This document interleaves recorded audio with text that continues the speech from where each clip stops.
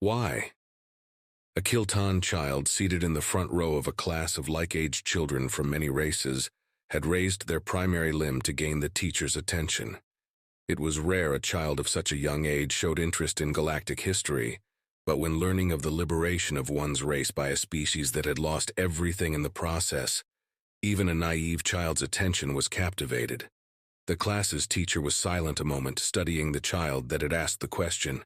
The Kilton still bore the genetic markers from centuries of slavery and biological conditioning, but even after just a few generations of freedom, they were fading.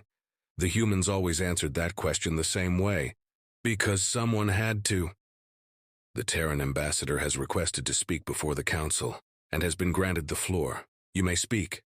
The speaker, a Kilton elder, stood at the foot of the council's dais.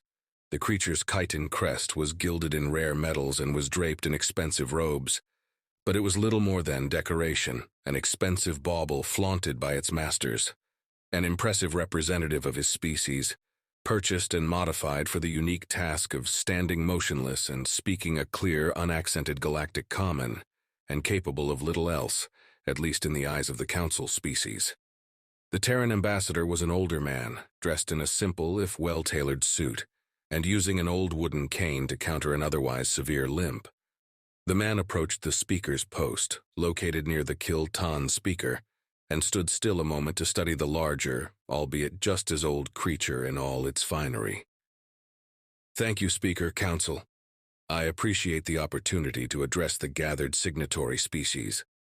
Members of the council were visibly irritated by the humans' choice to address the speaker directly, and them second. But the humans were new to the Senate, and held only a minor place.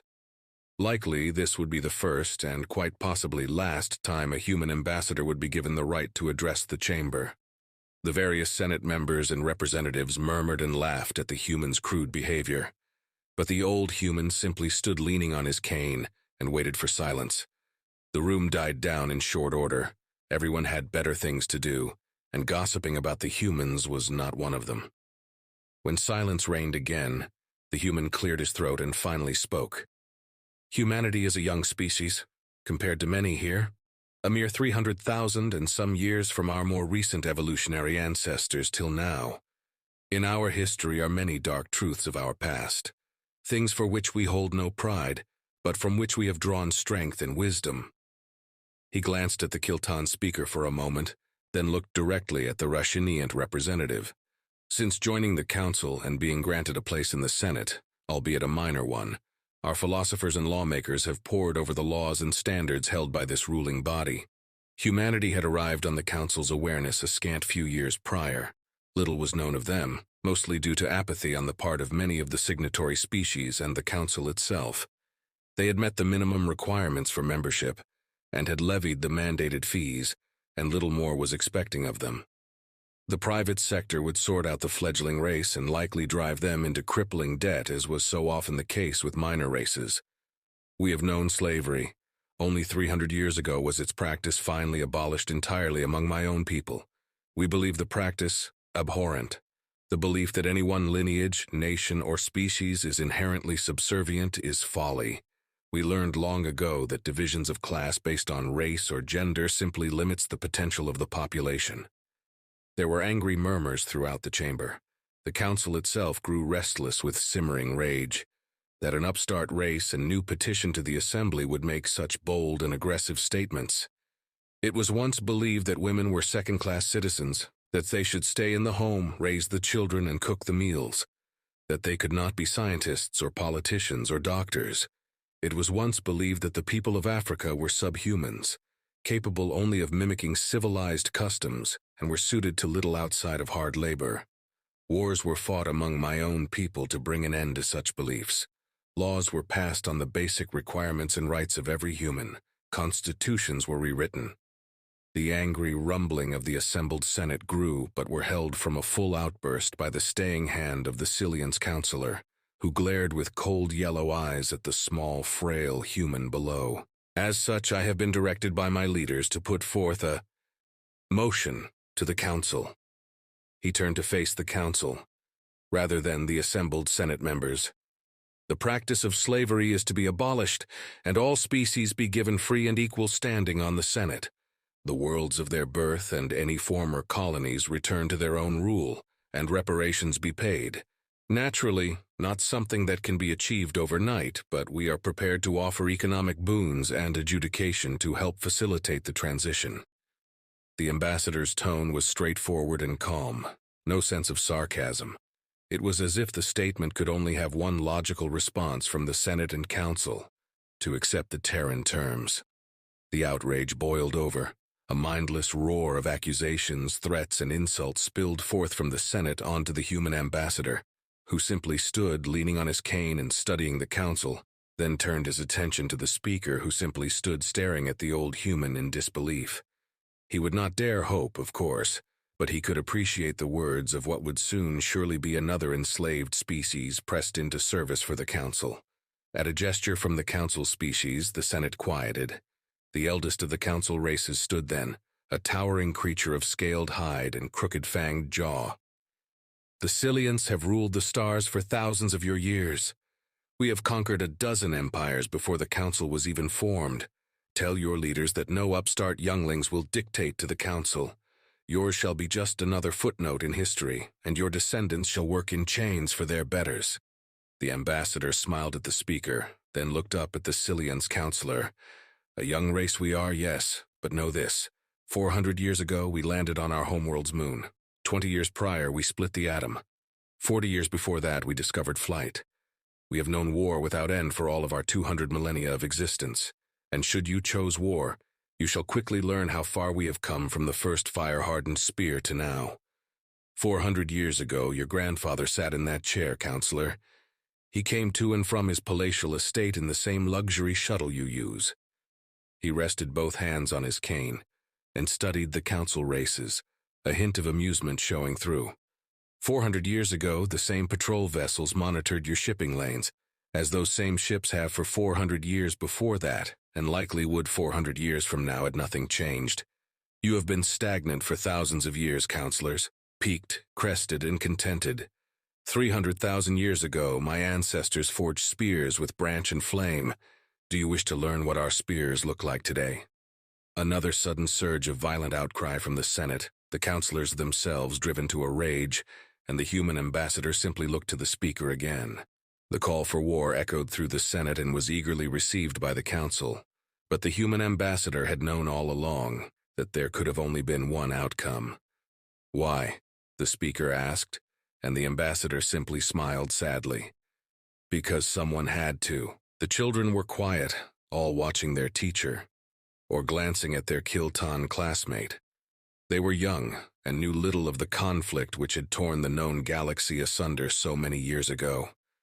They knew it only as the Liberation Wars, or the Great Rebellion. It was celebrated annually with great gatherings and moments of silence to honor the war dead and to appreciate the liberties and freedoms gained, to lament the horrors of the past and what had been lost. The Kilton child was silent, its secondary manipulators scratching at its carapaced underbelly with nervous energy. How? It took the council 2 of their years to assemble a fleet to deal with the humans, but the humans had been preparing even before their ambassador spoke to the Senate. I beg forgiveness, counselor, but is it wise for someone of such importance as yourself to accompany the fleet? We know little of the Terran military capabilities. The Grand Admiral of the punitive fleet stood next to the seated Silian's counselor.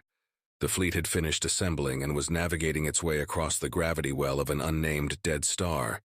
117 vessels from the various Senate species had gathered in their independent squadrons. They were only minutes from making their first jump into what was believed to be Terran-controlled space, the location of the first contact between the Terran merchant marine and a council patrol ship. They have been spacefaring for only 400 years. The Silians have ruled the stars for thousands.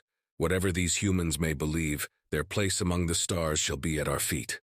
The counselor's tone was dismissive and irritated that the admiral commanding 4 Silians battleships and their associated escorts and support vessels. It would prove more than enough to... Admiral, multiple energy spikes ahead, there are... The bridge of the admiral's command ship erupted in sudden activity as reports started to come in. Sensors are down! Through the looming windows of the command deck, the flashes of dozens of ships dropping out of FTL could be clearly seen. Hunter's Roar reports unidentified targets and weapons locks. There are unknown ships all around us. What is going on? The Grand Admiral stalked into the center of the command deck as the confusion continued. Crew worked diligently to find an answer for the Admiral, but strange reports continued to flood their terminals. Kinetic penetration starboard. Casualties reported on the soaring wind. A barrage of contact reports were streaming in from various ships of the punitive fleet. All guns target and fire at all viable targets. The Admiral barked the order as he became overwhelmed by the total lack of information he was being provided with. And even as he finished speaking, the battleship shuddered as weapons fire impacted the heavily armored hull. Hull breach, gun decks. Casualty reports coming in. More unidentified targets. Gun decks targeting and returning fire. The counselor sat unmoving, frozen with rage. The Grand Punitive Fleet was being made fools of, and there was nothing he could do about it. Not that that mattered to him. With each shudder of the ship's hull and confused, useless report by the command stations, he found himself just a bit closer to simply striking the Grand Admiral down and ordering a withdrawal of the fleet. "Sir, emergency call from the malicious. They have been boarded. They have lost control of engineering and central computer." And then suddenly, everything stopped. "Admiral, system security has identified an unknown signal and blocked it. Systems are coming back online now." The Admiral turned towards the speaker. The ship's onboard computers technician rarely had anything to say during combat maneuvers. "What are you talking about?" "There are a series of microsatellites around the fleet, Admiral. They were inert, and the computer wrote them off as simple debris. They activated when we came into range, and they began attacking our systems." The technician shrank in his chair, expecting the Admiral, or more likely the counselor, to explode with rage at the discovery.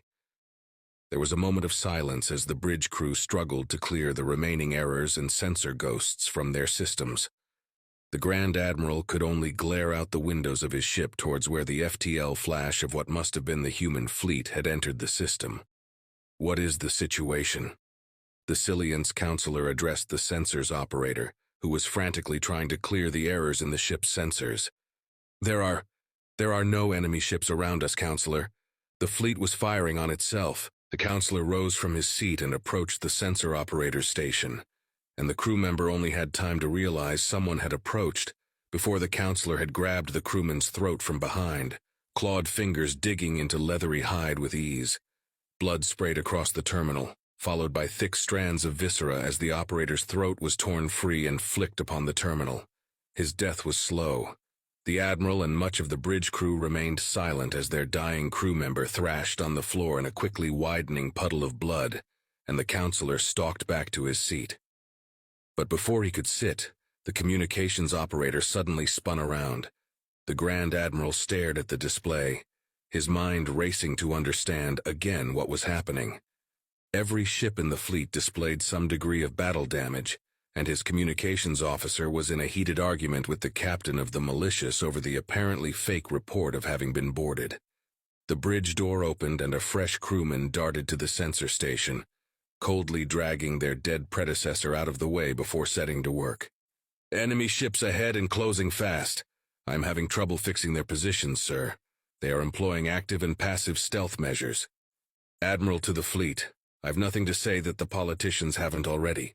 Today we fire the first shots in a war we have been preparing for years. You know your duty and what's at stake. Do your children proud." The human Admiral, a stately woman of steel-gray hair and sharp features, stood on the bridge of the Independence, the largest carrier in the Terran fleet. The ship's captain continued to see to the vessel's preparations for the coming battle. The Admiral surveyed the fleet on a holographic display. 50 warships, the best humanity could produce, were arrayed in their formations, and the carrier group was deploying squadrons of strike craft. They were outnumbered more than 2 to 1. The punitive fleet had almost 3 times the tonnage of her fleet, and would employ tactics and formations that had been proven in combat for centuries. But they were fractured. Each Senate species ships operated as an independent entity rather than an extension of the whole. The Grand Admiral would be commanding the ship on which they rode, as well as dictating orders to the rest of the fleet. Orders that would then be interpreted differently by every sub-admiral, who in turn commanded their own ship and their own fleet. They would be slow to respond to changes in the battle. The opening salvo from the human fleet came in the form more electronic warfare. The admiral glanced to her left, to the holographic display of the ship's combat AI, modeled after the ancient goddess Athena, who was coordinating with the 5 other combat AIs of the fleet. They barraged the punitive fleet with signals and false readings, actively infiltrating their communications network and wreaking havoc on their fleet's ability to function coherently. The second salvo was kinetic. Torpedoes leapt ahead, arcing high above or below the plane the punitive fleet was arrayed along, before coming to a stop and going dark, waiting to pounce when Athena and her siblings gave the signal. Depleted uranium penetrators were launched at fractions of the speed of light, flashing across the void towards the enemy fleet, meant more to force the enemy out of formation than to actually strike the enemy ships. And waves of strike craft fanned out ahead of the human fleet, racing towards the reeling Council fleet, carrying payloads of high-yield nuclear warheads that would soon seed the battle space with pulses of electromagnetic radiation, both to further scramble the enemy's sensors and to obscure the advance of the human fleet. The ensuing battle was brief and bloody. In only a few short hours, the punitive fleet was shattered, 2/3 of its numbers crippled or destroyed. But humanity had underestimated the Senate species' dedication to the Council's directives, or perhaps their fear of reprisal for failure. Where damaged human ships would withdraw, Senate vessels were just as likely to launch themselves forwards with suicidal intent, ramming human ships or dying in the effort. Over half the human fleet was lost in the battle, often with all hands. A dozen Senate ships sacrificed themselves to cover the retreat of the Grand Admiral's flagship, although by that point the Silient's counselor had assumed personal command, after killing the Grand Admiral, of course. It was a victory for the young upstarts, but a Pyrrhic one, and set the tone for the conflict to come. The Kilton child's carapace rattled as its plates flexed and clacked together nervously. Even the children knew what the humans had lost in the war. Its mandibles clacked, and an uncertain hiss followed, as the child struggled to understand how to word its question. So the teacher continued, taking the class's attention away from the shaken Kilton child. Children were mean, even alien children. The humans didn't fight just with ships and guns. Their most dangerous weapon to the Council was words. Freedom, equality, rights. Ideas are much harder to fight. None on the Council could have imagined the war with the Terrans would last so long. Fleets had been shattered in the voids of space. Worlds had burned under the fire of Senate species guns. The horrors of biological warfare, the devastation of nuclear fire, but always felt on distant once-human worlds, as the Terrans were pushed back, demanding blood for every foot they lost. After 10 years, the protests and riots had begun among the Senate worlds, civilians and slaves crying out against the war. Higher taxes, forced conscription, rationing, smuggling became rampant.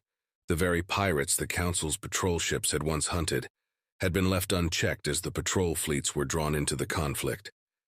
And with the rise of the black market and smuggling rings, the Terrans' war opened onto a new front. Council propaganda spoke of grand victories and the ever-nearing end of the war. The arrogant humans were surrendering by the millions, entire planets throwing off the yoke of an oppressive government to submit to their rightful place at the feet of the Council and Senate. The humans smuggled in unfiltered footage of the battles that were raged, of field hospitals where human and Senate fleet crews were tended, combat reporters interviewing defectors and rebels that had joined the human cause for freedom in the galaxy. It was propaganda in its own right, but its impact grew with every passing month. Every loved one conscripted to the cause, every missed meal or confiscated convenience taken to the war effort and never seen again. Except occasionally on the pirate-smuggled videos from the humans, someone's lost loved one would be seen in a human camp, healthy and well-fed. Comprehensive lists of the names and fates of POWs, a fleeting glimpse of missing loved ones in human prison camps, receiving medical treatment, allowances for religious or cultural requests. And as the protests escalated, teams of humans and their growing list of allies were smuggled into Council space. They embedded into the local scene, and began instructing civilians on how to be heard by their leaders, and when the executions of the most outspoken began, how to fight back. The Council's war effort suddenly found itself torn between the costly battles against the humans and the sapping of available manpower as once loyal planets needed ever-enlarging garrisons to keep the slaves and civilians in check. The first true rebellions began 20 years into the conflict, with the assassination of a sector administrator and his aides. In what proved later to be a fatal mistake, the Council launched a kinetic bombardment on the capital where the assassination took place. Millions of civilians were killed in a bid to cow the growing unrest. It failed. The captain sat in a larger chamber of the cave system, turned headquarters of the Feoruta rebellion. The planet, Feoruta Prime, was the anchor world of one of the Council's largest dedicated military shipyards. Even in the green-tinted light of day, the massive orbital shipyards could be seen around the planet's rocky moon overhead. There were only 20 humans on the planet, special forces operatives embedded to assist the local rebel movement in an entirely advisory role. It was up to the people of Feoruta to strive for their own freedoms and equality. The entire human strategy for a grassroots and populist movement that belonged to the people it sought to free. The war was into its 24th year. Hundreds of Senate planets were torn apart by rebellion. Senate warships had gone rogue, some falling to piracy, and others to raising the flag of rebellion. But the Council's war against the humans continued to progress, with the colonies of Alpha Centauri and the shipyards of Barnard's Star having fallen to their fleets. Humanity had held the advantages of quality.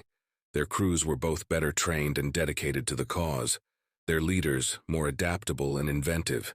Human military and technical sciences had far outstripped the Council and Senate races even before the conflict had begun, and had only continued to advance. But they were only one people, a handful of planets compared to what was held under the Council's talons, which had held the advantage of quantity. He was tasked to advise the Feoruta rebellion.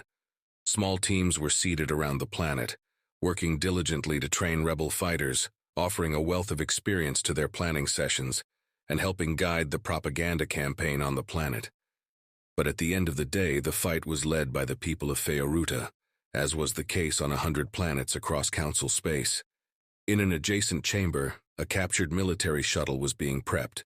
The rebels had worked hard to prepare for what was to come. A daring raid on the lunar shipyards, a strike to cripple their manufacturing capability. A flotilla of pirate raiders waited in the system's inner asteroid belt, ready to unleash an ancient human weapon on the shipyards, once the rebel team had crippled its central computer and defensive capabilities. Fire ships, a dozen old cargo ships, stripped of all unnecessary systems to make room for explosives, and thousands of tons of stone, engines and power plants overclocked, and prows covered in thick slabs of crude armor. As the rebel team readied to board, though, they were stopped. The captain could see what transpired from where he sat and watched with uncharacteristic focus. Screens around the command center were displaying a recorded Council broadcast. They had become increasingly common over the years, especially following anything that could be spun as a victory against the Terran military. It was the third time it had played that day. Every 3 hours, every linked monitor on the planet, on every planet in Council space surely, showed the same thing. He hadn't spoken much since the first time it had aired. He hadn't moved from where he sat, simply watching the message. His sergeant had been the first to shake it off. A smile, a half-hearted comment about propaganda and doctored footage. But like the other 2 soldiers under his command, something was gone from the sergeant's eyes.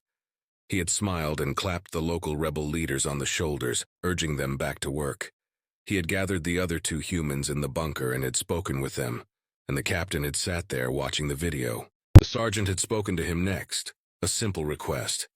He had barely heard what the man had asked, but it couldn't have been anything else. Deployment orders. The sergeant had understood, of course. The captain couldn't go. The rebel command still needed him after all. He was a good man and would do his duty. He had to do his children proud, so he could face them one day with his head held high. And the captain had nodded and the sergeant had departed. 2 young soldiers in his wake. None had looked back at those monitors and had simply prepared for the mission. At the shuttle, a Kilton soldier was stopped by the sergeant, who slapped the large insectoid ex-slave on its thick carapace shoulder, or what passed as to the best of human conception. He spoke to the rebel team, and two others had slowly stepped out of the line to make room for the two human soldiers. The sergeant spoke to the group and handed something to the Kilton, and then they boarded the shuttle. The ramp closed, the engine spooled up, and it was gone. The captain watched it go, watched the rebel soldiers approach, the Kilton carrying an odd green object in one of its primary manipulators. He watched everything but the monitors, as the council message replayed. The Kilton came to the captain, secondary manipulators scratching its carapaced underbelly uncertainly before it held the odd object up for the captain to see. An ancient style of military flashlight, a simple battery-operated plastic thing, the illuminator jutting out from the body at a right angle. The Kilton spoke in a series of clicks and subdued squeals, which were processed and translated via the captain's earpiece. "Captain, what is this?" "A flashlight, soldier. The sergeant calls them torches." "Why did he give me this? Kilton can see in the dark, sir." The captain was quiet a moment, his mind slowly clawing its way from the precipice. Why had the sergeant given up his flashlight to a Kilton soldier? And then it clicked. The captain's gaze snapped towards where the shuttle had sat, and he couldn't help but smile, if only for a moment. Passing the torch, that asshat. On the monitors, Asia Minor could be seen from orbit. Flashes of light and black smudges of smoke marred the horizon line between day and night. Senate ships sat in high orbit, raining fire onto the birth world of humanity. "Counselor, we are receiving incident reports from 7 sector administrators." The Cillian's counselor looked up from his meal, his sharp-fanged snout smeared in blood and sauces. "What now? More fuel shortages? Another failed rebel raid? I do not care. We are celebrating, Captain." The smaller creature fidgeted uncertainly, the long hairs of its ears laying back in fear. But the officer bulled forward. Its report was too important. "The Feyruta lunar shipyards are destroyed, Counselor. The sector administrator reports that most of the 117th Punitive Fleet was lost in their moorings." The Cillian's counselor froze, staring with cold eyes at the captain. "What?" "There's more, Counselor. The Henson Prime Naval Station, lost. Siltani manufacturing yards overrun. We've lost contact with the Warilia Prime Sector Administrator's Palace and the garrison has fallen. Chikaro Prime. I have learned many hard lessons during the war, Counselor. I have seen things that have given lesser minds nightmares. But thanks to you, I learned a new nightmare. I had always thought the most dangerous thing in the galaxy was a human with something to defend." The Grand Admiral stood on the bridge of the last Council-aligned dreadnought. The last punitive fleet held station in orbit of the last bastion of the Council, the home world of the Cillian's people. 15 years ago, I obeyed an order I knew to my bones to be the wrong one. I have obeyed orders ever since, for to do any less would have further damned my soul. To have carried out those orders and then to give in to my doubts? No, it was an order you gave, but one I obeyed, and I had to live with that. The last fleet of the Council was a mere few dozen ships. They were all battle-damaged, all near out of fuel and ordnance. The last stockpiles had been depleted, the last draftees had been drawn and boarded to the remaining warships, and it was not nearly enough. I believe you too have learned, though, Counselor. Far more dangerous than a human with something to defend is one with nothing to lose. The last Grand Admiral of the Council fleet stared long and hard at the holographic display that dominated the center of the command deck. They had learned long into the war that things like windows on the bridge were a terrible idea. They had learned long into the war that the Grand Admiral should not also command the ship on which he stood. They learned that the females could serve and lead as well as males. They had learned the importance of philosophy and freedom, both of thought and of action. The change had been slow, and it had been insidiously tempting, and he had watched it happen. The humans had defeated them before firing the first shot. They had fought a war with the poison of idea, and made the acceptance of them a necessity. Everything about the fleet had changed since the beginning of the war, about their society. And each change had been small, and each change had been necessary, and each change had brought them one step closer to defeating themselves. A raid between the homeworld and its moons was an armada. Senate species rebels, Council fleet deserters, pirates, merchant marines, civilians, and at its center, the last of the human fleet. They had always had the advantage in quality. Each battle, their ships were better defended, better armed, faster. These last were the pinnacle, arrived like ghosts from the ether. Some long-hidden shipyard, some unknown colony, striking and fading into the darkness of space these past few years without a trace. The sight of them shook the Grand Admiral to the core of all he was. There were no running lights along their hulls, no windows. They never responded to Council communications. They were faceless ghosts, avenging demons, and he could not curse them, could not even hate them for what they had done to everything he had ever known. The Grand Admiral turned then to the Counselor. The bastard had not borne the stress of the war well. Since the destruction of Earth and the purge of the last known human colonies, the breadth of the human strategy had become quickly known. They had cropped up across Council space, seemingly everywhere at once. And the type of war they brought to the Council with the death of their home world had been another hard lesson learned for the Grand Admiral. They had called the actions of Senate species rebels and insurgency. What came when the humans stepped to the fore had been far worse. Surgical and methodical in its methodology, but so brutally cold. There was no blind rage in their retaliation. It had been terrifyingly orchestrated, and it had torn down entire governments. The Counselor, the last one alive, had lost weight. The luster of his scales had faded, and he looked half-molted, ragged tendrils of paper-thin skin hanging from his face and neck. Once sharp talons were cracked and yellowed, as were his once sharp fangs. The Counselor sat in his appointed chair, hunched forward, once fine robes stained with fluids both from food and himself, and he mumbled and hissed at the display of the rebel fleet. "Grand Admiral, the rebel fleet is requesting your attention. It is the humans." The communications officer did not look up from his station, instead continuing to sift through the interfleet communications, ever watching for errors or irregularities, signs that the humans' AIs were at work. The Counselor's mumbling and hissing ended, and he froze like prey might when it caught the scent of a predator. The Grand Admiral merely let out a disgusted hiss and stepped forward. "Put them through." A monitor came to life. The Athena AI was displayed against a featureless gray background. "Surrender." The single word was delivered without emotion. There was no hatred nor hint of hope for a bloodless ending. It option was offered, but there were no terms given. It was the chance for a total and complete Council surrender. Loyalists would be arrested, if not simply torn apart, as he expected for himself and the Counselor. He knew then that the Terran ships hadn't a single human aboard them. They were drones, controlled by the human combat AIs directly, machines fighting for the memory of their creators. How many humans could be left in the galaxy? How many had he killed, not just on Earth, but every colony world he had bombarded, every ship he had destroyed? But there had to be some left out there, somewhere. But the crews of his fleet would live. His planet might well live. His family. It was an opportunity he had been ordered not to give the humans of Earth. And yet the Athena AI offered it. A chance to spare more lives, to end a war that had raged far too long. Grand Admiral to the fleet, you are the last loyal sons and daughters. The strength of your will, your devotion does your ancestors proud. We have held to the very precipice, and I know you would do the memories of those that came before you proud. If I asked it, you would dash yourself upon the enemy's claws.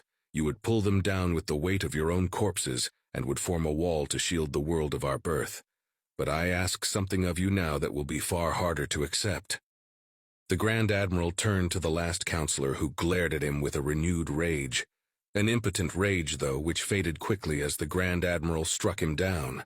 A flash of powerfully taloned arm, a gout of blood, and the Counselor fell to the floor. "Power down all weapons, we surrender." The class was silent as their teacher fell silent. Across Alliance space, children just like those in her class were learning about the war. The price that was paid for their freedoms, for everything they took for granted. A few short generations passed. Some in that classroom had been servants and slaves, others masters and abusers. Generations of mistreatment and prejudice were slow to fade, but the humans had passed on the tools that would be needed to do so. Education, equality, and forgiveness. No one needed to be bound by the place in life to which they were born. There had been a long debate over the naming of the school. Some believed it should have been named after the human fleet admiral that had won the first battle against the Council, firing the first shots of the war. But others had debated for the first to speak out against the Council. An old human with a limp, a calm-spoken man who had delivered the first human ideals to bring the council's oppression to an end. In the end, they had won out, and the school found its name after the statue of the old man, Nikolai Brandon Academy, the first school built post-war, on the grounds of what had once been the headquarters of the council, a place that offered opportunity to all, of open doors and clear futures. A great human once said, "If we cannot now end our differences, at least we can help make the world safe for diversity." The teacher smiled at her class, as the quote and an image of its speaker appeared in the air next to her own holographic image, the face of John F. Kennedy with a short bio and dates of birth and death. No one is trapped by the role for which another may think they were born. No one need be a slave, a servant, a soldier. You are offered a future if you are willing to reach for it, and are willing to work with those around you to secure a bright future for your own children. The bell rang, and at the smile and dismissive wave of their teacher, students gathered their things and started filing out of the room.